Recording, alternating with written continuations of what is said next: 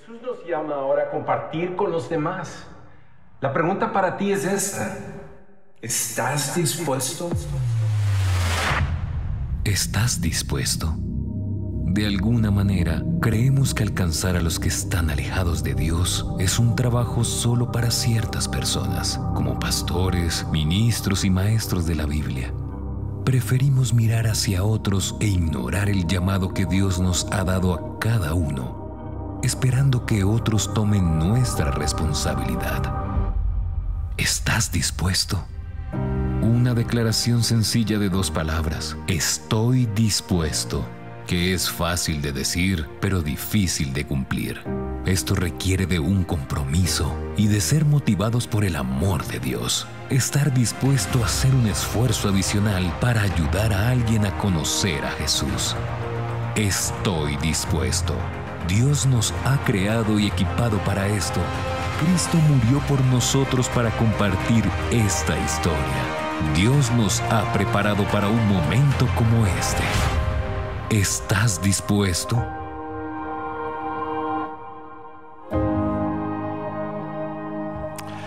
Pues hola a todos, muchísimas gracias por estar aquí en Sugar Creek, ya sea de forma presencial o aquellos de ustedes que nos están acompañando en línea a través de sus dispositivos móviles.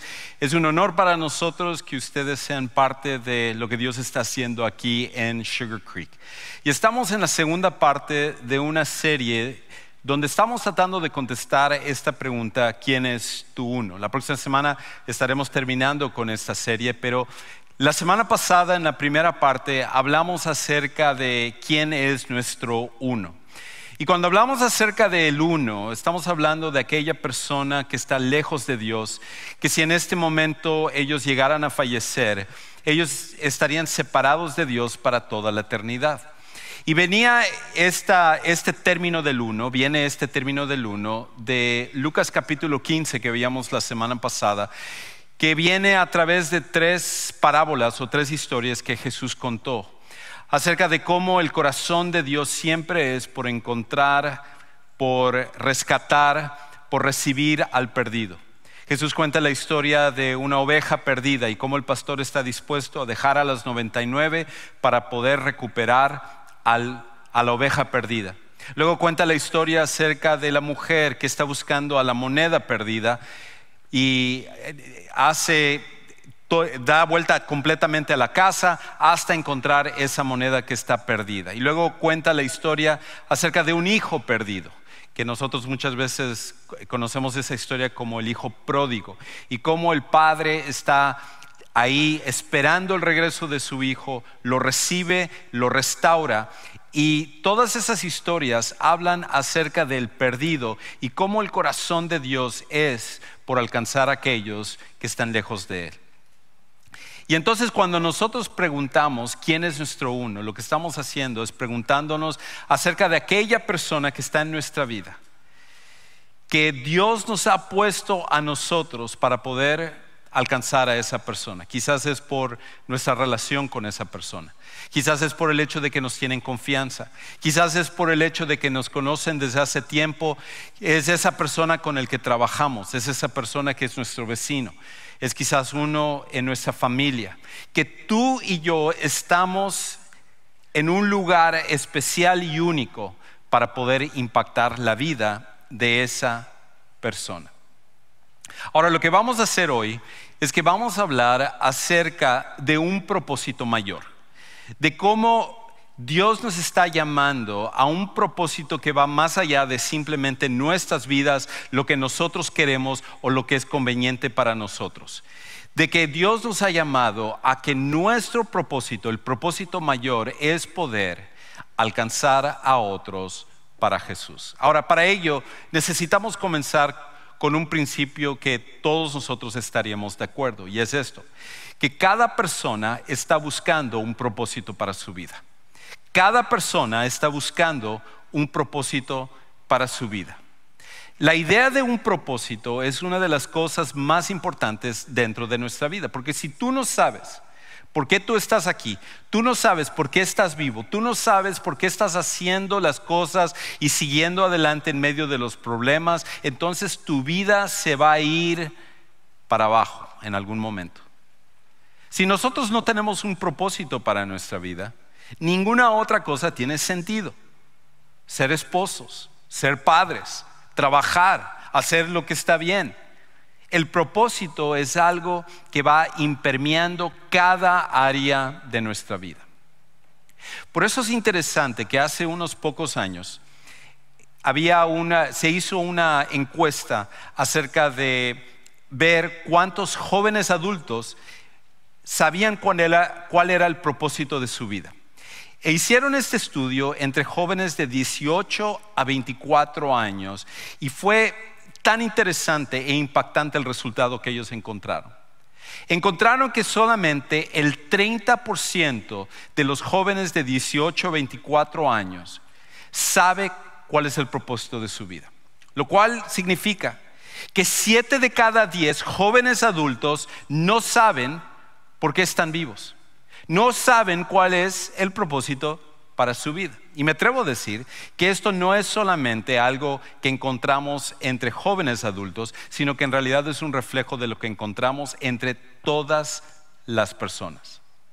Ahora, una de las investigadoras en este estudio, una doctora de la Universidad de Wisconsin-Madison que se llama Christine Whelan, ella habló acerca de su sorpresa y el impacto que esto tuvo después de que estudió y vio que tantos jóvenes adultos no tienen un propósito para su vida. Y ella dice esto.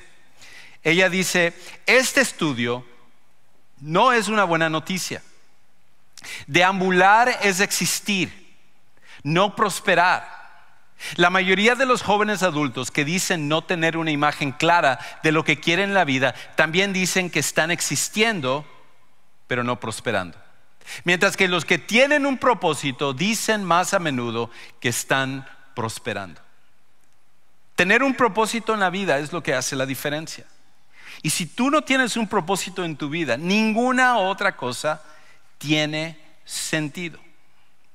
Ahora, hay una confusión que muchas personas caen dentro de esta idea de encontrar un propósito.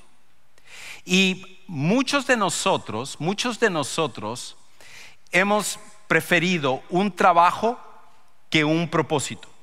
Y muchos nos conformamos con un trabajo en vez de un propósito.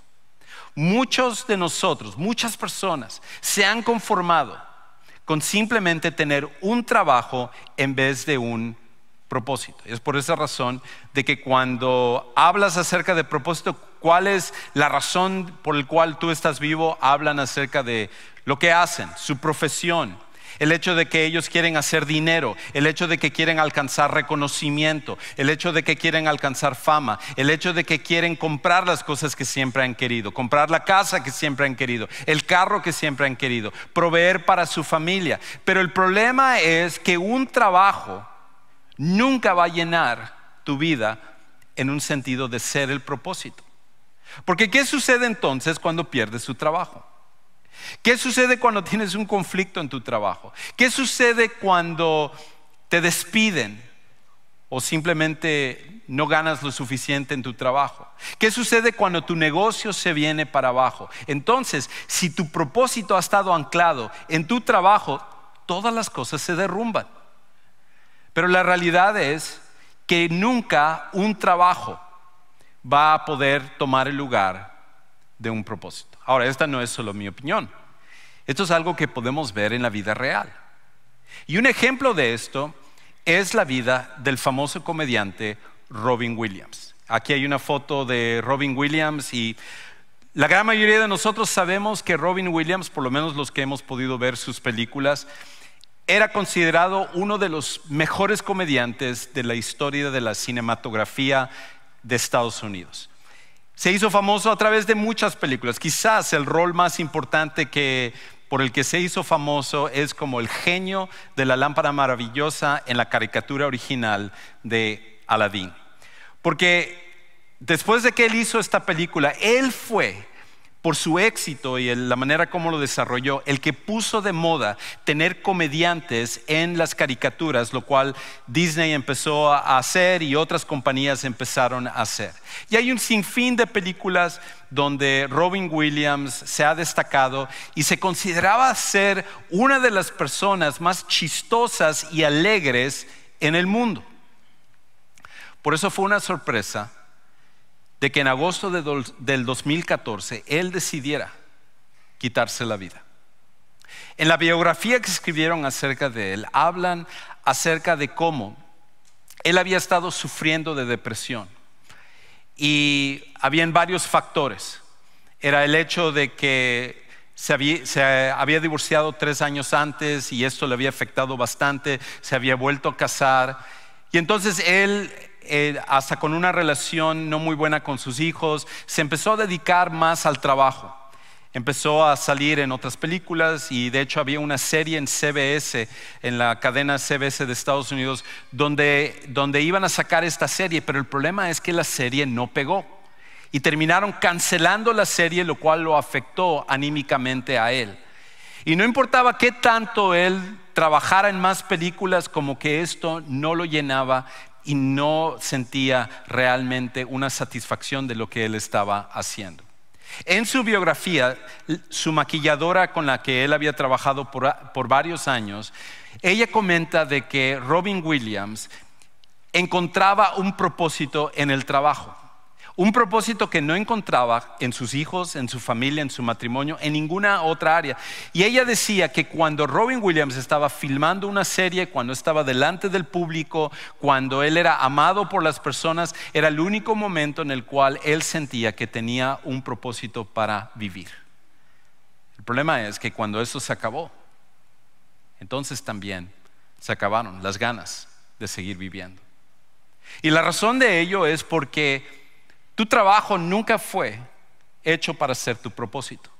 Lo que tú haces del día al día, eso jamás te va a poder llenar. Jamás va a poder satisfacer tu necesidad más grande dentro de tu corazón y de tu vida. Ahora, si tú eres un seguidor de Jesús, esto es algo que nosotros necesitamos aceptar y entender, y creemos al final, como vamos a ver en un momento, que el propósito tiene que venir a través de Jesús.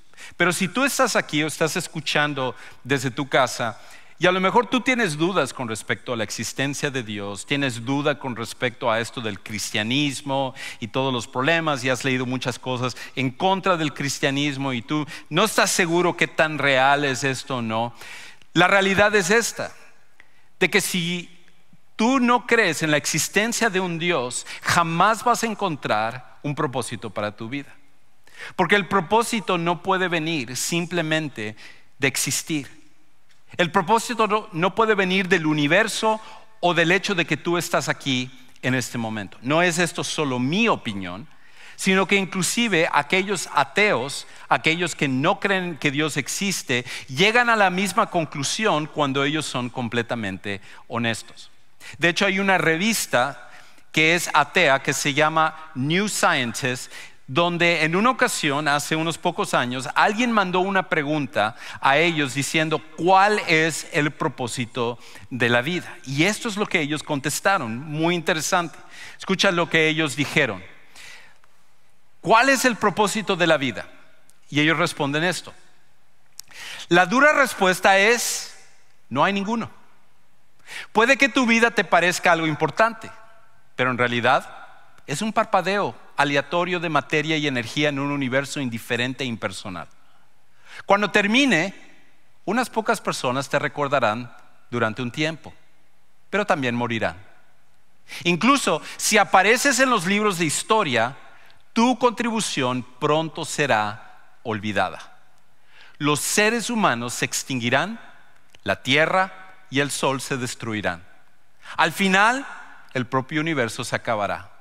Frente a esta terrible realidad, ¿cómo puede tener una vida humana un verdadero propósito? ¿No te alegras del optimismo que refleja este artículo? Y de estar aquí en este día y ser animado en medio de tus problemas, del hecho de que tu vida no vale para nada.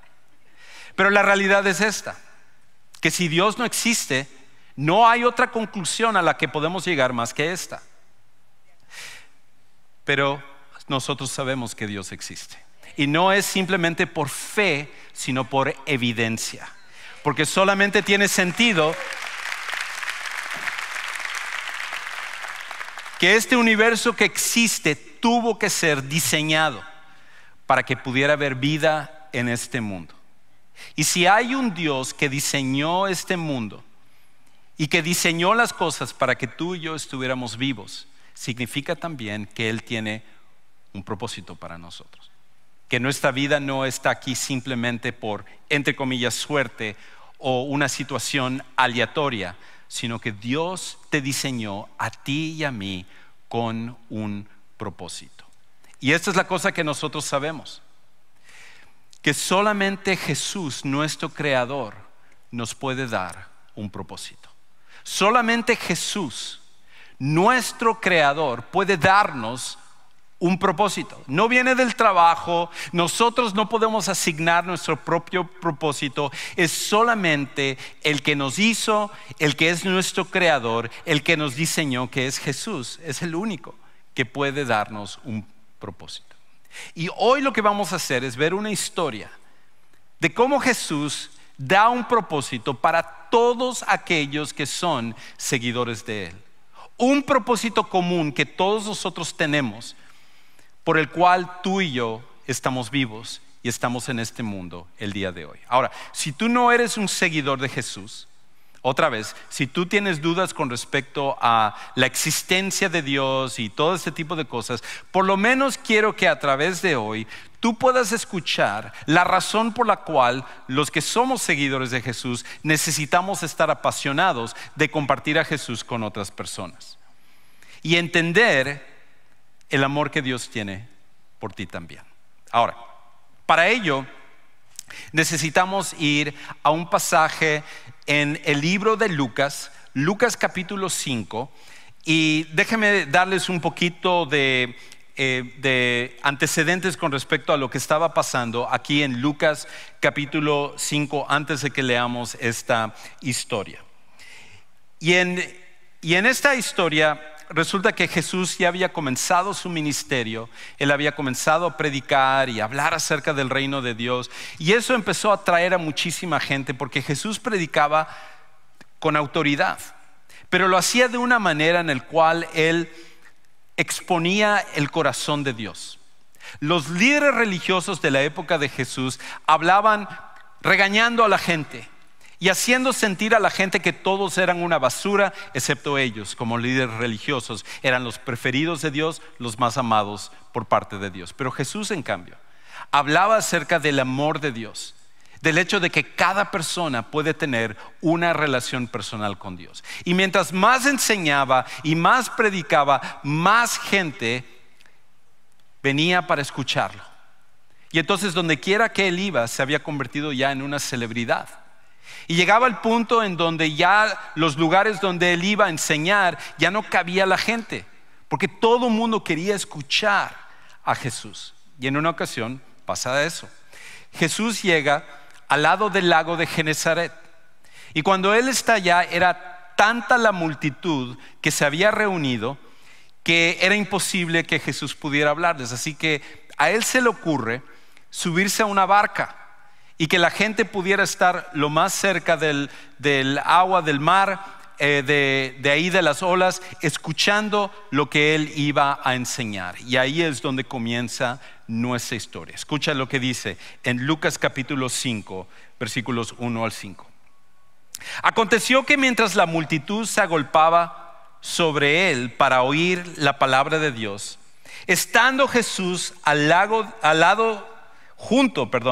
de Genesaret, vio dos barcas que estaban a la orilla del lago, pero los pescadores habían bajado de ellas y lavaban las redes. Subiendo una de las barcas, que era de Simón, pidió que se separara un poco de tierra y sentándose enseñaba a las multitudes desde la barca. Ahora, una pausa y un segundo. Qué increíble debió de haber sido poder escuchar a Jesús hablar y enseñar. No había palabra que Él no usara que llegara directo al corazón de las personas que lo estaban escuchando. Qué privilegio ha de haber sido estar ahí en medio de la multitud y poder escuchar la voz de Jesús mientras Él enseñaba. Pero esta es la realidad para ti y para mí, que aunque nosotros no pudimos estar ahí hace 2000 años, Dios nos ama tanto que Él preservó las palabras de Jesús para que cada vez que tú y yo lo leamos en las Escrituras, es como que nosotros estamos ahí, escuchando las mismas palabras de Jesús que nosotros podemos aplicar en nuestras vidas. Ahora, cuando Jesús terminó de enseñar, entonces sucedió esto. Versículo 4. Al terminar de hablar, dijo a Simón Pedro, el que se convertiría en el apóstol Pedro: sal a la parte más profunda y echen sus redes para pescar. Ahora, Pedro junto con Juan y con Jacobo, ellos se habían aliado, habían formado un consorcio, un negocio de pescadores. Y ellos eran expertos en cuanto a la pesca, lo habían hecho por años, quizás por generaciones. Eran sus padres y sus abuelos y sus bisabuelos, habían pescado, ellos eran expertos en cuanto a la pesca. Si alguien sabía de pesca era Pedro, Juan y Jacobo. Y una de las cosas que ellos sabían era que en el día uno no sale a pescar. La razón es por dos cosas. La primera es esta: que los peces durante el día normalmente tienden a ir a la parte más profunda del agua para evitar el sol y lo que es la luz solar y el calor de la parte de arriba. La segunda razón por la cual no pescaban en el día es porque era mucho más obvio para los peces ver la red. En la noche, en cambio, no tenían esa posibilidad y era mucho más fácil poder pescar estos peces que estaban descuidados. Entonces, cuando Jesús les está diciendo a Pedro, a Juan y Jacobo: vámonos de pesca, ellos están terminando de lavar las redes y voltean a ver a Jesús diciendo: Señor, toda la noche estuvimos pescando. Mira, Señor, tú eres buenísimo con respecto a la Biblia y Dios, y cuando se trata de esas cosas, mira, yo me quedo con la boca callada porque yo no tengo nada que decirte. Pero cuando se trata acerca de la pesca, Señor, creo que aquí yo soy el experto. Aquí es donde yo sé más acerca de lo que tengo que hacer. Así que, con todo respeto, joven rabino, este es un área que me compete a mí, no a ti. Y nosotros diríamos, obviamente Pedro jamás se atrevería a decir eso. Nadie en su sano juicio le diría eso a Jesús. Pero yo preguntaría esto: ¿no es eso lo que nosotros le decimos a Jesús cuando Él dice que obedezcamos? ¿No es eso lo que Jesús nos dice cuando nos dice: hey, esta situación en tu trabajo, trátalo con integridad? Y nosotros decimos: no, Señor, no, es que tú no sabes. En mi trabajo, si yo no soy como todos los demás, no me va a ir bien. Me voy a crear problemas, así que yo soy el experto en mi trabajo, Jesús, déjame que yo lo haga como yo quiera. ¿No es eso lo que nosotros contestamos cuando Jesús nos dice: mira, ahí está una persona que tú necesitas hablarle acerca de mí? Y nosotros decimos: no, Señor, tú no sabes de esto, porque yo escuché el otro día que esta persona se burlaba de la religión, se burlaba del cristianismo. Aparte, en mi trabajo no nos permiten hablar acerca de religión, así que yo creo que soy el experto que está en mejor lugar para saber lo que yo tengo que hacer.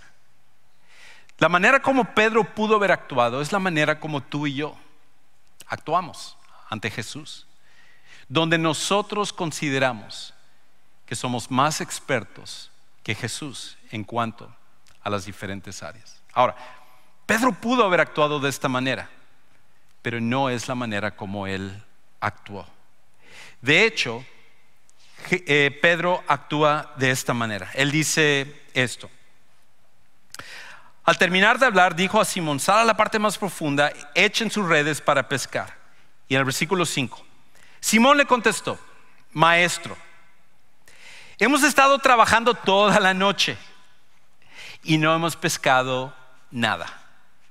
Pero, porque tú lo pides, o por tu palabra, echaré las redes. Y Pedro, Juan y Jacobo nos enseñan un principio que es muy importante, lo cual es esto: respondemos al propósito de Jesús obedeciendo en vez de resistiendo.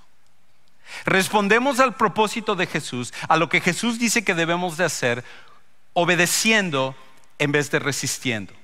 Pedro pudo haberse resistido y se lo dijo a Jesús, pero él al final dijo esto: porque tú lo dices, porque tú eres el que me lo estás pidiendo, lo voy a hacer. No tiene sentido, no es lógico esto, no es lo que acostumbramos a hacer, pero porque tú lo pides, Jesús, nosotros lo vamos a hacer. Entonces la historia continúa. Versículos 6 y 7. Cuando lo hicieron, salieron a pescar en el día. Los demás pescadores están viéndolos, están diciendo: ¿y estos locos qué les pasa? ¿Que no saben que no van a pescar absolutamente nada? Dice: cuando lo hicieron, encerraron una gran cantidad de peces, de modo que sus redes se rompían. Entonces hicieron señas a sus compañeros que estaban en la otra barca para que vinieran a ayudarlos. Y vinieron y llenaron ambas barcas de tal manera que se hundían. Jesús les había dicho: vamos a hacer esto. Y para ellos no tenía sentido, pero Pedro dijo: lo vamos a hacer. Y Juan y Jacobo también le han de haber dicho a Pedro: ¿estás seguro que le dijiste que esto no sirve, que no funciona? Sí, ya se lo dije, pero dijo que tenemos que ir, así que vamos a ir. Y entonces fueron. Y resulta que pasó lo que nunca sucede, y es el hecho de que iban a tener la mejor pesca de su vida, al punto en el cual los barcos se estaban hundiendo. Ahora, en cuestión de lógica y la experiencia humana, esto no tenía sentido, pero tiene sentido cuando tú estás con Jesús, que es soberano sobre todas las cosas, y no hay nada que está fuera de su poder. Jesús puede hacer absolutamente todo, y por eso cuando Él nos pide: anda y actúa como el esposo o la esposa que tú tienes que ser, anda y actúa como el padre o la madre que tú tienes que ser, anda y honra a tu padre y a tu madre en medio de una circunstancia difícil, en medio de finanzas difíciles, no importa la situación, tú y yo podemos confiar en Jesús completamente. Y cuando nosotros encontramos a Jesús, cuando tenemos ese encuentro con Jesús, es algo increíble, porque nosotros nos damos cuenta de porque Jesús es soberano, podemos confiarle cada área de nuestra vida. Porque Jesús es soberano, podemos confiarle cada área de nuestra vida. ¿Qué área de tu vida necesitas tú confiar a Jesús? Necesitas confiárselo a Él para que Él tome el control. Muchas veces nosotros creemos que somos tan inteligentes en ciertas áreas porque lo hemos venido haciendo durante mucho tiempo, que llegamos al punto de dudar y de no hacer lo que Dios quiere para nosotros. Pero si Jesús es capaz de producir una pesca milagrosa, Él es capaz de poder ayudarte en cualquier área de tu vida, pero tú tienes que obedecerle. La obediencia es necesaria para que tú y yo podamos ver que Dios hace hasta las cosas más increíbles en nuestra vida. Ahora, la historia entonces continúa. Versículo 8 dice esto: Simón Pedro, que ve esto y dice: esto no tiene sentido, nunca nos había pasado en todos los años que yo he venido pescando, en todas las historias que me ha contado mi papá o mi abuelo, nunca ha habido una pesca de esta magnitud. Pero mira lo que Jesús ha hecho. Dice el versículo 8: al ver esto, Simón Pedro cayó a los pies de Jesús diciendo: apártate de mí, Señor, pues yo soy hombre pecador. Pedro viene a decir, yo, Señor, tenía dudas acerca de ti. Yo no estaba seguro de lo que tú me estabas diciendo. Yo soy un pecador que no merezco estar delante de ti. Y entonces él dice esto. Porque el asombro se había apoderado de él, pero no solo de él, y de todos sus compañeros, por la gran pesca que habían hecho. Y lo mismo le sucedió también a Jacobo, Santiago y a Juan, hijos de Zebedeo, que eran socios de Simón. Todos ellos, que eran expertos en la pesca, se quedaron asombrados de ver lo que Jesús acababa de hacer. Y este es el principio que nosotros necesitamos darnos cuenta: que un encuentro real con Jesús expone nuestra condición. Un encuentro real con Jesús expone nuestra condición. Es por eso que cuando nosotros tenemos un verdadero encuentro con Jesús, lo único que podemos concluir es que nosotros somos pecadores y que necesitamos arrepentirnos y necesitamos que Jesús nos perdone de nuestros pecados. Mi oración es que el día de hoy, si tú no has tenido ese encuentro real con Jesús, tú lo puedas tener hoy mismo.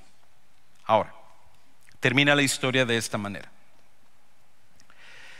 Jesús pudo haberle regañado a Pedro y haberle dicho: ves, otra vez por tu falta de fe. Otra vez pensabas que yo no lo iba a poder hacer, pero yo tengo poder sobre peces, agua, el clima, sobre el universo mismo, porque yo lo creé. Pero Pedro no le dice eso. Jesús no le dice eso a Pedro, sino que dice esto: y Jesús dijo a Simón: no temas, desde ahora serás pescador de hombres. Y después de traer las barcas a tierra, dejándolo todo, siguieron a Jesús. Jesús termina con esto. Termina dándole un propósito a Pedro. Su propósito no era ser un pescador. Quizás era un gran negocio, quizás mucha gente se había hecho rico en su familia por este negocio, pero eso no era el propósito de Pedro. Y tu trabajo, tu profesión no es tu propósito tampoco. Jesús le da un propósito mayor, un verdadero propósito, el cual no solo se lo da a Pedro, a Juan y Jacobo, sino que te lo da a ti y a mí. Y este es nuestro propósito. Alcanzar a otros para Jesús es nuestro propósito principal. Alcanzar a otros para Jesús es nuestro propósito principal. Qué increíble es que en vez de que en el momento en el cual tú y yo pusimos nuestra fe en Jesús, Dios nos llevara directamente al cielo, nos dejó sobre este mundo. Y nos dejó aquí porque nuestro propósito es el de alcanzar a personas que están lejos de Jesús. Es la razón por la cual tú y yo estamos aquí. Y cuando cumplimos ese propósito, no importa el trabajo que tengas, el problema que tengas, todo va a tener sentido porque Dios te ha dado un propósito que puedes cumplir. Ahora, como iglesia, nosotros queremos ayudarte a cumplir ese propósito. Y es por esa razón que vamos a pedirte dos cosas. Una es que cuando tú salgas, queremos compartirte una herramienta que nosotros utilizamos en nuestra iglesia que se llaman los 3 círculos. Constantemente tenemos entrenamientos de cómo usar los 3 círculos y tendremos un entrenamiento muy pronto al cual yo te motivo que te inscribas. Pero mientras tanto, queremos darte este folleto para que tú lo vayas y lo compartas con alguna persona. Es un folleto muy sencillo, es una herramienta que cualquier persona puede utilizar. Y te voy a retar a que tú uses esto para dárselo a alguna persona dentro de tu vida que necesita saber acerca de Jesús. El segundo reto es este. 12 de septiembre, se mencionó en el video antes del servicio y Joel lo mencionó hace un momento. Nosotros tenemos una oportunidad de hacer una simple invitación, de que ese día vamos a tener un festival familiar donde vamos a tener hot dogs de James Coney Island, vamos a tener juegos, vamos a tener inflables, vamos a tener un tiempo súper divertido. Y la razón por la cual tenemos ese evento no es solo para que tú y tu familia puedan divertirse, sino para que tú tengas la oportunidad de invitar a alguna persona. Y quiero que desde este momento tú estés orando y pensando en quién tú vas a invitar para el 12 de septiembre. Imagínate que todos los que estamos acá, incluyéndome a mí, todos nosotros, ese día pudiéramos traer a alguien que no conoce a Jesús como su Salvador personal. Nosotros con una simple invitación podemos impactar la eternidad de alguien para siempre. Ese es nuestro propósito que Jesús nos ha dado. Ahora, quizás para algunos de los que están aquí, nunca han tenido un encuentro real con Jesús. Y no puedes irte de este lugar sin que tú tomes la decisión de confiar en Jesús como tu Salvador personal. Y es por eso que en un momento vamos a terminar saliendo por esas puertas allá atrás.